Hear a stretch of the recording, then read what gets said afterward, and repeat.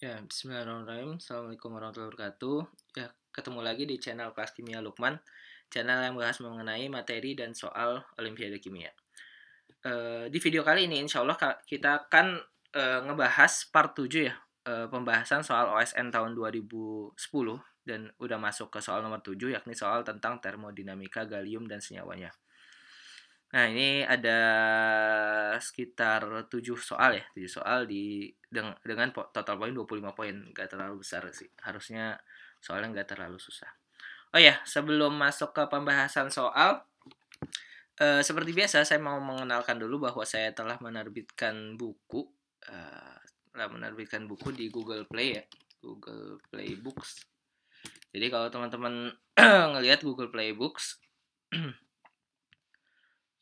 nah, di sini tinggal cari aja di keywordnya itu Olimpiade Kimia ya. Olimpiade Kimia. Nah, di sini mana nih? Aku nggak, buku saya nggak ada. Di mana ya? Olimpiade Kimia. Nggak ada ya.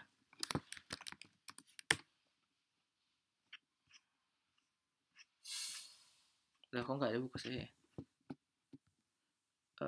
Oh ya, nah ini di sini ya. Nanti saya kasih linknya. Jadi teman-teman tinggal ngeklik aja linknya. Insya Allah di sini saya bakalan apa? Oh, sorry.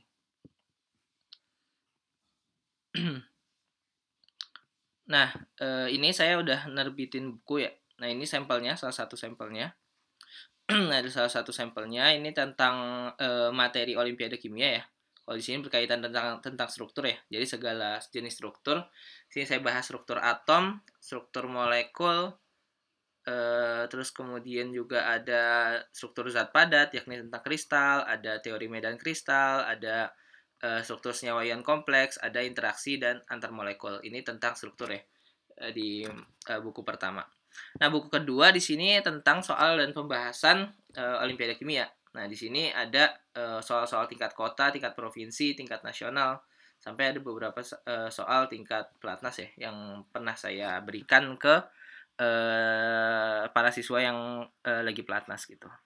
Ya, insya Allah nanti linknya ada di deskripsi ya. Jadi teman-teman bisa, kalau mau tertarik untuk beli, ya bisa beli di Google Play Books. Harganya di sini 74.800 ya, ini lagi diskon. Jadi teman-teman bisa dapat harga yang lebih murah. Jadi ini teman-teman langsung dapat file PDF-nya ya. Jadi bisa diakses di device manapun gitu. Jadi lebih simpel lah. Pembayarannya juga bisa lewat banyak hal ya. Bisa lewat ShopeePay, bisa lewat Dana, dan bisa lewat debit juga gitu. Atau misalkan teman-teman punya voucher Google gitu, itu bisa di redeem juga seperti itu, bisa di redeem. Nah, ini untuk bukunya ya. Nah, lanjut kita masuk ke soal dan pembahasannya ya. Masuk soal pembahasannya, soal nomor 7 ya, di termodinamika gallium dan senyawanya. Nah, di soal ini kita lihat dulu, baca dulu. Gallium merupakan logam yang bersifat sangat lunak dan memiliki titik leleh yang sangat rendah ya. Jadi titik lelehnya T meltingnya itu 29,8 derajat Celcius ya. Sehingga dapat dengan mudah meleleh pada tangan manusia. Gallium dan paduannya digunakan dalam termometer sebagai alternatif pengganti air raksa karena sifatnya tidak beracun. Meskipun memiliki titik leleh yang sangat rendah, lelehan gallium memiliki tekanan uap yang rendah artinya lelehan gallium memiliki tekanan uap yang rendah, artinya gallium itu sulit untuk menguap ya. Jadi dia mudah untuk meleleh tapi sulit untuk menguap. Sini kita bisa lihat pada 1040 derajat Celcius tekanan uap gallium hanya bernilai 1 Pascal dan nilai tersebut meningkat menjadi 10 Pascal pada suhu 1180 derajat Celcius. Nah, seperti ini ya. Ini tekanan uapnya cuma 1 Pascal pada 1040 derajat Celcius, padahal udah 1040 derajat Celcius tapi cuma 1 Pascal ya. Dan nilai tersebut meningkat 10 Pascal lah, cuma naik 10 padahal udah naik 100 derajat Celcius, 1180 derajat Celcius. Nah, dari informasi ini kalian diminta untuk pertama hitung entalpi penguapan gallium, yang kedua hitung titik didih normal gallium. Nah, Untuk menghitung entalpi penguapan gallium, kalian bisa menggunakan persamaan Van Hoff ya. Persamaan Van Hoff di sini tepatnya persamaan Clausius-Clapeyron sih, bukan Van Hoff ya, sorry. Persamaan Clausius-Clapeyron yang nilainya seperti ini. Ln P1 per P2 sama dengan min delta H per R kali 1 per T1 dikurang 1 per T2. Ini persamaan Clausius-Clapeyron. Nah, setelah itu apa? Kita tinggal masukin aja pas P-nya itu adalah tekanan uap masing-masing. Nah, R-nya itu adalah konstanta gas dalam 314, T-nya itu harus dalam Kelvin ya. Nah, di sini pada suhu 1040 derajat Celcius kan kita tahu bahwa tekanannya 1 Pascal, sementara pada suhu 1180 derajat Celcius tekanannya itu adalah 10 Pascal. Ya udah kita tinggal masukin. Nah, kita dapat ternyata delta H penguapannya itu adalah 260.872 Joule alias sekitar 260,87 kilojoule ya. Jadi cukup besar ya. Jadi entalpi penguapannya cukup besar, maka ini yang menyebabkan tekanan uapnya itu sangat rendah karena entalpi penguapannya sampai 260,87 kilojoule. Itu cukup besar ya, sangat besar. Nah, itu entalpi penguapan ya. Entalpi penguapan karena airnya menguap cuma 44 kilojoule ya. Entalpi penguapannya. Nah, jadi itu untuk entalpi penguapan ya, delta H vaporization. Nah, seperti itu. Nah, untuk nyari titik didihnya, sebenarnya kita gunakan tekanannya juga, tapi tekanannya itu harus dalam 1 atmosfer untuk cari di titik didih normal ya. Jadi kita gunakannya salah satunya, misalkan di sini kita gunakan 1 Pascal pada suhu 1040 derajat Celcius, yakni 1000, jadi totalnya 1313 ya, 1313 Kelvin. Ini pada tekanannya 1 Pascal. Nah, untuk mencari titik didih normalnya, kita pakai tekanan 1 atmosfer. Yang dimana 1 atmosfer itu adalah 101.325 Pascal. Jadi 101.325 Pascal ya. Ini 1 atmosfer ya. Jadi kalau misalkan teman-teman lihat konversinya, jadi konversinya itu bukan 10/5 ya. 10/5 itu kurang ini. Jadi 1 atmosfer, 1 Pascal. Nah, ini 101.325 Pascal. Ini adalah rumus eksaknya ya. Jadi biasanya kalau di SMA itu 10/5, padahal nilai sebenarnya adalah 101.325. Itu untuk 1 atmosfer ya. Ya udah kita masukin aja untuk tekanan pada 1 atmosfernya. Terus di sini T-nya yang nggak kita ketahui, ini TB ya. Titik boiling point ya, titik didihnya. Nah, ternyata di sini kita dapat titik didihnya itu adalah 2536 Kelvin. Atau sekitar 270 ya, sekitar 2100 derajat Celcius ya. Cukup tinggi ya. Cukup tinggi. Nah, ini titik didih dari gallium seperti itu. Nah, ini dari sini kita simple ya, udah dapat 4 poin. Nah, di sini dia bilang logam gallium menyusut sebesar 3% pada saat meleleh ya. Jadi ketika meleleh itu volumenya itu berkurang. Jadi artinya volume padatan itu lebih besar dibandingkan dengan volume saat dia cair. Nah, seperti itu. Nah, ini dia menyusut 3% saat meleleh. Sketsa diagram fasa manakah di bawah ini yang sesuai dengan diagram fasa gallium? Jelaskan jawaban Anda. Nah, di sini sebenarnya bisa kita gunakan persamaan Clausius ya, sebelum masuk Clapeyron. Persamaan Clapeyron sebelum masuk Clausius ya. Nah, persamaan Clapeyron kayak gimana? Persamaan Clapeyron itu sebenarnya adalah bisa dibilang lebih atas dibandingkan dengan Clausius-Clapeyron ya. Jadi Clausius-Clapeyron kan diturunkan lagi. Nah, sebenarnya persamaan Clapeyron itu bentuknya seperti ini. dP per dt sama dengan ds per dv. Nah, ini adalah persamaan Clapeyron ya. Nah, ini bisa menunjukkan grafik diagram fasa dari nilai ini kita. Grafik diagram fasa dari senyawa kita. Nah, di sini ini harusnya yang ini ya. Di sini dia bilang bahwa di soal ini bilang logam gallium menyusut 3%. Kalau menyusut 3% berarti artinya apa? Volumenya itu berkurang 3%. Nah, kalau volumenya berkurang 3% berarti volume pada fasa cair itu lebih rendah dibandingkan dengan volume pada fasa padat. Sehingga apa? Sehingga karena mengalami penyusutan 3%, maka otomatis dV-nya itu negatif. Kenapa? Karena volume cair itu dikurang volume padatan, volume molar cair dikurang dengan volume molar padatan itu nilainya negatif. Berarti nilai dV di sini itu negatif. Nah, dV ini berarti nilainya negatif, minus ya. Sementara ds-nya itu adalah perubahan entropi dari padatan menjadi liquid. Nah, karena mengalami pelelehan dari padatan menjadi liquid, maka entropinya itu pasti meningkat. Ya, kenapa? Karena entropi padatan tuh umumnya itu lebih lebih teratur dibandingkan dengan cairan, sehingga ketika terjadi pelelehan entropinya itu meningkat, sehingga nilai DS di sini positif. Nah, nilai DS positif dan tadi nilai DV itu negatif, maka ketika kita bagi, maka hasilnya adalah negatif. Berarti nilai DP per DT itu bakalan negatif. Nah, kalau nilai DP per DT negatif, maka gradiennya pasti ke kiri. Nah, jadi di sini yang gradiennya ke kanan, ini kita eliminasi saja. Kenapa? Karena nilai DP per DT-nya itu pasti negatif. Gitu. Jadi kalau gradiennya negatif, pasti dia ngarahnya ke kiri. Ini sama kayak air ya. Air itu, DV-nya itu, air itu juga pada volume cairannya itu lebih besar. Volume cairannya dia lebih rendah dibandingkan dengan volume padatannya. Makanya otomatis air itu kalau dalam bentuk padatannya, itu biasanya di atas gitu. Kenapa? Karena massa jenis padatannya itu lebih rendah, yang menandakan volume molar padatannya itu lebih besar dibandingkan dengan volume molar cairan. Ini sama seperti air. Jadi grafiknya itu tidak ke kanan, tapi ke kiri. Nah, seperti ini. Kenapa? Karena DS-nya itu positif, karena dia mengalami pelelehan, dia pasti positif. DV-nya itu negatif. Kenapa? Karena ketika meleleh, itu volumenya menyusut. Maka dia negatif. Berarti otomatis yang bisa itu adalah yang ini ya, yang condong ke kiri semua. Nah, kenapa saya milihnya yang bawah ini? Ya, ini yang benar yang bawah ya.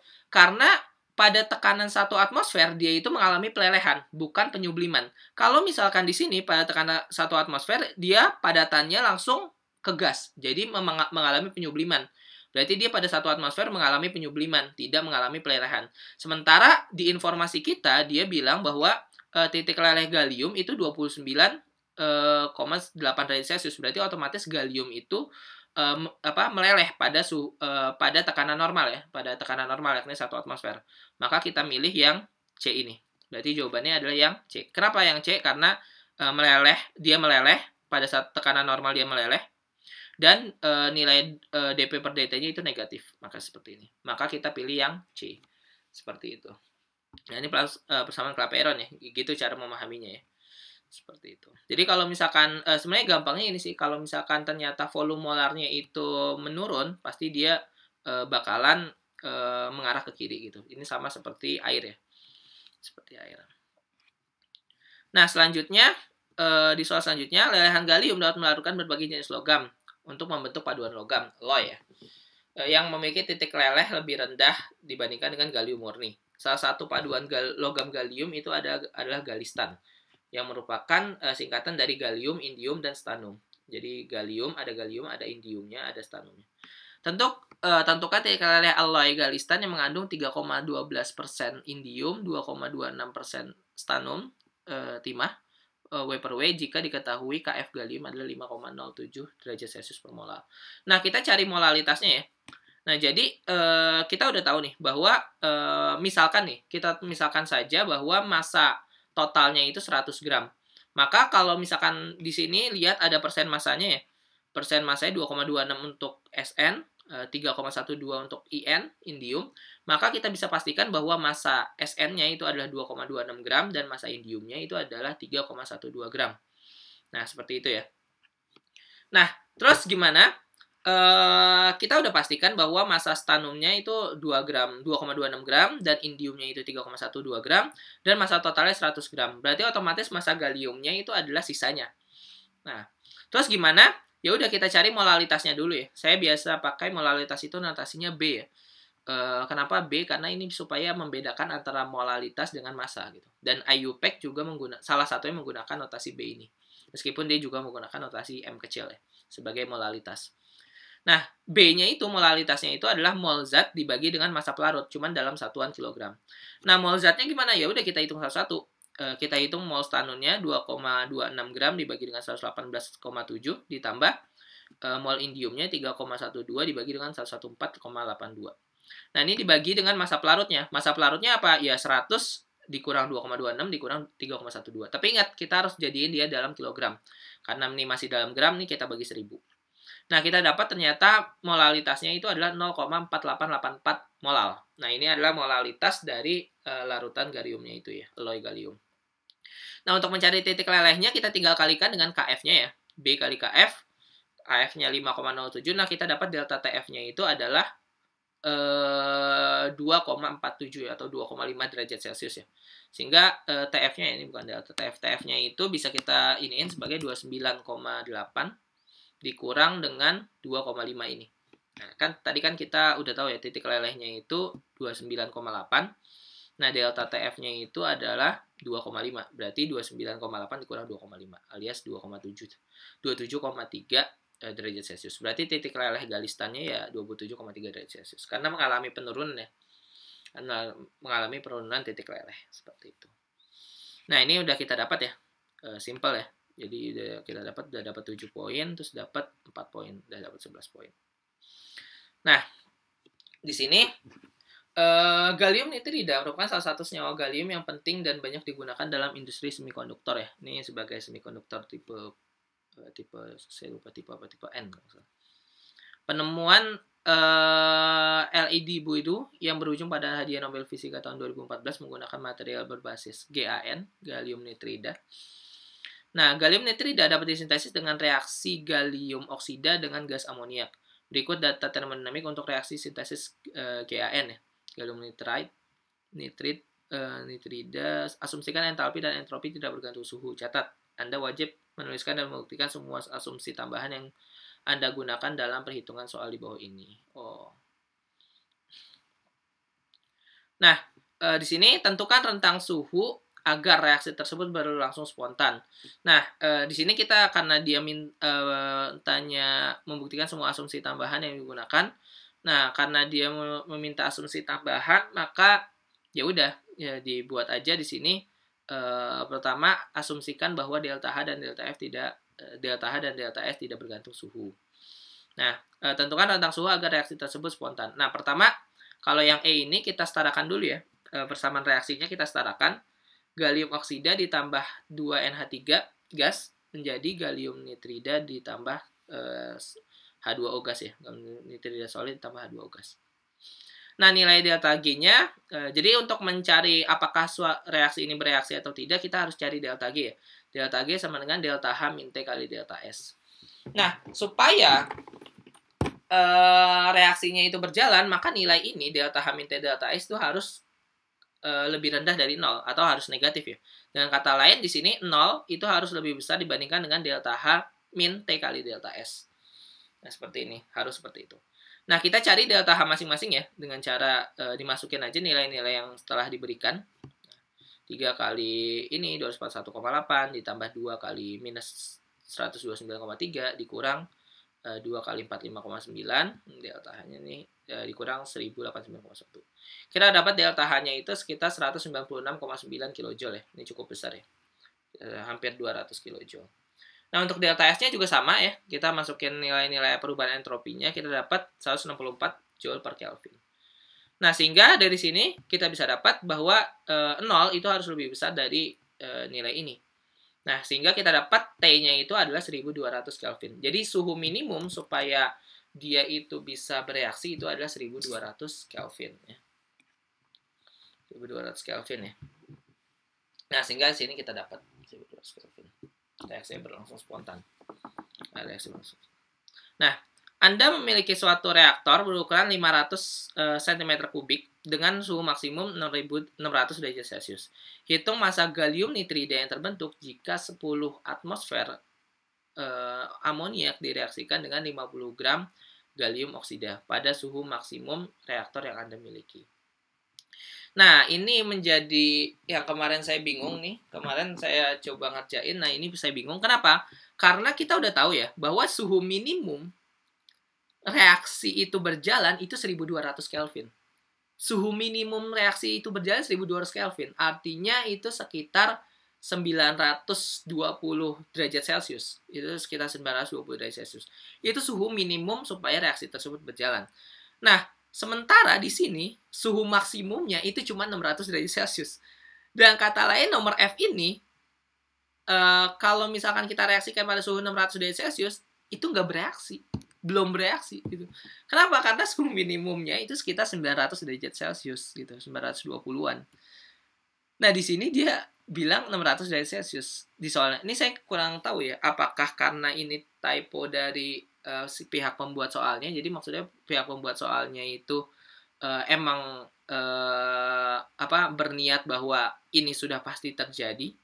Apakah berniat memang ini sudah pasti terjadi, jadi kita tinggal hitung melalui stoikiometri biasa, atau memang sengaja dibuat seperti ini supaya kita bisa mikir bahwa emang ini reaksinya tuh nggak berjalan. Berarti berapa gallium nitrida yang terbentuk ya 0 gram.